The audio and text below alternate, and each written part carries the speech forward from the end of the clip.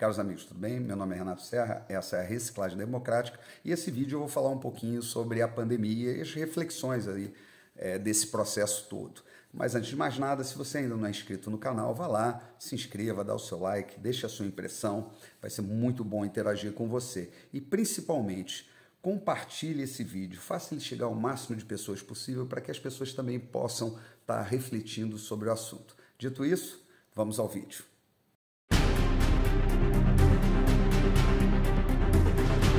E muito se fala sobre a pandemia, nós estamos saindo dela e agora dá para se fazer uma análise mais isenta do problema. Muitos criticam esse governo por não ter agido da melhor forma com relação à pandemia. Eu faço algumas críticas, sim, a algumas falas do presidente, a postura dele, como ele reagiu à questão, muitas vezes assim, de uma forma que muita gente, quando se sente impotente, faz a mesma coisa. Muitas vezes, eu fico nervoso quando eu estou impotente frente a uma tragédia ou frente a algo que está fora do meu controle. Mas nem por isso a gente perde a calma necessária para agir, né? As ações são mais ponderadas. As palavras muitas vezes fogem à ponderação, mas as ações não. Então, vamos analisar assim friamente. Primeiro, vamos ver o que a gente tinha de infraestrutura de saúde, né? Porque ela veio sendo dilapidada, né? O SUS sempre foi tratado a pontapé pelos governos. Se você der um Google aí, você vai ver que durante os governos do PT, quer dizer, de 7 anos de governo Lula, inclusive, de Lula pegando uma parte do governo Lula até o governo Dilma, mais de 42 mil leitos no país foram fechados, leitos do SUS. Então você vê que a coisa já vinha de uma infraestrutura precária. E a gente vem e pega uma pandemia. O governo declarou logo lá no início de 2020, né, antes do carnaval, emergência sanitária. Foi seu Drauzio Varela para a televisão, a Globo falou um absurdo, disse que não poderia parar o carnaval, que seria só uma gripezinha, inclusive tem vídeo aí do Dr. Drauzio falando isso, no máximo seria um resfriadinho. O presidente também acreditou talvez naquilo e também falou que ele, com o físico dele e tal, ele não pegaria, né, ou seria no máximo uma gripezinha, o que de fato foi, até para um idoso, ele teve lá a Covid e se saiu muito bem.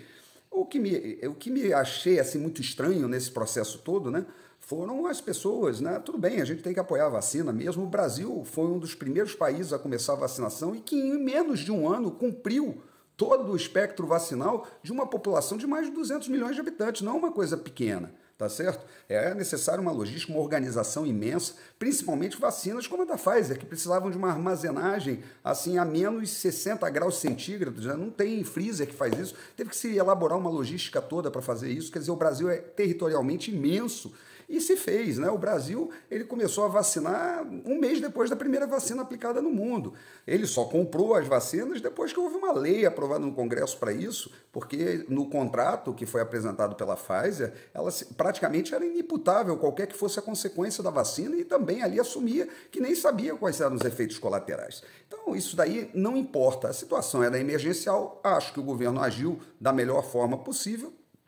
Porém, o que me deixa assim, meio assustado dentro desse processo todo e que muito me incomodou foi o ataque aos médicos, pessoas assim com histórico, né, de tratamentos, bem-sucedida, de uma vida assim dedicada à medicina, dedicada a cuidar das pessoas. Essas pessoas foram atacadas assim pela imprensa, por parte da sociedade, né? Pessoas como o Zeballos, como o Paulo Zanotto, como o Nisi Yamaguchi. Quer dizer, é impressionante o que aconteceu. Tudo bem que as pessoas têm que se vacinar, isso daí não. A vacina chegou no momento, acho que inclusive o sistema, o esquema vacinal, achei da forma que foi feito errado, mas isso é assunto para outra conversa. Mas como é que faz com as pessoas que adoeceram? Quer dizer, toma uma aspirina, vai para casa. E aí o presidente foi e fez uma live e imitou uma pessoa passando mal e as pessoas ainda cortam aquilo, ainda colocam como se ele tivesse, né, fazendo assim troça, né, de uma pessoa que está morrendo. Quer dizer, perdeu-se totalmente o senso da coisa, né, dentro de um processo de tomada de poder. Quer dizer, e com isso a reputação de médicos, de cientistas foi por água abaixo, aí se criou a ciência do dogma de fé, né? Não, a comprovação científica, o método. Peraí, gente, o método científico ele é construído através do tempo, com tentativa e erro, vamos dizer, com várias experiências, né, experimentos, estudos, quer dizer, vários medicamentos que nós utilizamos hoje para a nossa saúde, medicamentos comuns, eles não têm o tal AAA de comprovação, porque são métodos muito difíceis de ser alcançado. Muita coisa é feita no ambulatório mesmo, através de tentativa, erro e resultado. Aí você vai ver as pessoas que fizeram tratamento precoce. Eu fui uma delas. E, pô, cruzei a doença, fiquei doente, cruzei e fiquei muito aliviado de ter uma medicação e um médico me acompanhando. Quer dizer, dentro desse trajeto, que a gente está lá, está inseguro, tem problemas assim, pensa no que pode vir a acontecer, quer dizer, pensa em família, pensa na doença, está todo mundo assim, um pânico generalizado, mas você tem que enfrentar as coisas. E qual é a melhor forma de enfrentar? Com serenidade, com o seu médico, que é um apoio, e as pessoas atacaram os médicos. A imprensa atacou os médicos. Eu nunca vi isso. Ah, não tem tratamento. Gente, que isso? Que isso? O resto do mundo, vários países utilizaram tratamento. Agora está saindo aí vários artigos na Nature, estão saindo resultados de novas pesquisas, incluindo medicamentos que foram amplamente condenados, que têm resultados. Nenhum medicamento é mágico, ele funciona para 100% das pessoas, nem a vacina. A vacina matou pessoas que eram sensíveis. A vacina permitiu a transmissão do vírus também. A vacina não é mágica. Muita gente que tomou a vacina, a grande maioria pegou a infecção. Antes a vacina era um imunizante, né? A gente sabia disso. A gente tomava ali a vacina antipólio, era para não ter pólio. Tomava a vacina antissarampo para não ter sarampo. Quer dizer, era raro você... Aqui não, a vacina de Covid, muita gente teve Covid. Várias pessoas, principalmente naquela tal da Ômicron.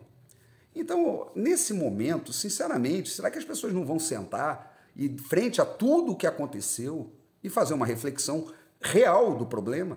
Será que ainda vai ficar nessa falatória, nessa paixão toda aí, a respeito, não, o Bolsonaro é um genocida, Cara, se não fosse esse presidente, se a esquerda tivesse no poder, talvez a gente estivesse passando fome, porque eles iam trancar as pessoas em casa. Essa que é a grande realidade. Foi necessário um governo ver que a economia, quer dizer, nem só de pão vive o homem, mas também de pão, e a grande maioria do povo brasileiro trabalha para sobreviver naquele mês ou naquele dia.